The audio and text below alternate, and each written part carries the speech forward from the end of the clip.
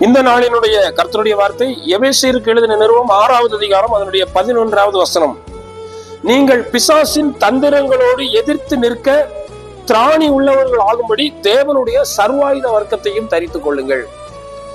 பிசாசானவன் தந்திரமாய் நம்மிடத்தில் வந்து கிரியை செய்ய பார்க்கிறான். அவனுடைய தந்திரங்களை நாம் எதிர்த்து நிற்க வேண்டும். அதற்குரிய திராணி நமக்கு வேண்டும். சத்ருவானவன் என்னென்ன தந்திரங்களை பயன்படுத்தி எப்படியெல்லாம் நம்முடைய வாழ்க்கையில வந்து அவன் கிரியை செய்வான்.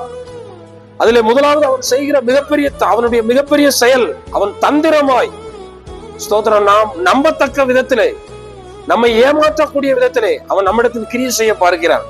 அந்த சத்ருவின் தந்திரங்களை எதிர்த்து நிற்பதற்கு தேவனுடைய சர்வாயுத வர்க்கத்தை, அவர் நமக்கு தந்திருக்கிற சர்வ ஆயுதங்களை, ஆவிக்குரிய ஆயுதங்களை கையில் எடுத்து அதை தரித்துக் கொண்டு நிற்போம். சத்ரு நம்மை பார்த்து பயந்து விலகி ஓடி விடுவான். அந்த சத்ருவை எதிர்ப்பதற்கான திராணி உள்ளவர்களாய் நின்று கர்த்தரை மகிமைப்படுத்துவோம். கர்த்தர் நம்மை ஆசீர்வதிப்பாராக. ஆமென்.